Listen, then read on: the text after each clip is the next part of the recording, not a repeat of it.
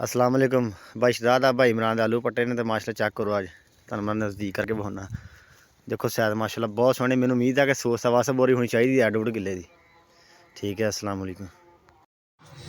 अस्सलाम वालेकुम जी। मैं मियाँ शहजाद हुसैन मियाँ बरादर स्प्रे सेंटर अड्डा गैंबर ਦੇ ਪਲੇਟਫਾਰਮ ਤੋਂ ਤੁਹਾਡੀ ਖਿਦਮਤ 'ਚ ਹਾਜ਼ਰ ਹਾਂ ਜੀ।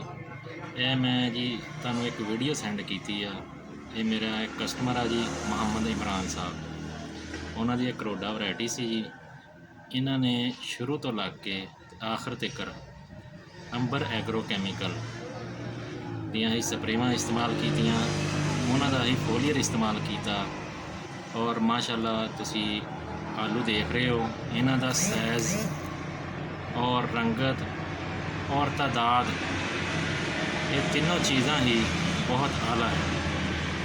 मैं बहुत ही मशहूर हाँ मियाँ वसीम साहब दा कि जिहड़े अपनी प्रोडक्ट की क्वालिटी ते क्वांटिटी ते कोई कंप्रोमाइज़ नहीं करते। तो मैं उन्हां दा बहुत ही मशहूर हाँ। उन्हां दा स्लोगन है हम किसान हमारा मुस्तकबिल, तजारत खिदमत साथ साथ। मैं अगेन उन्हां दा बहुत मशहूर हाँ।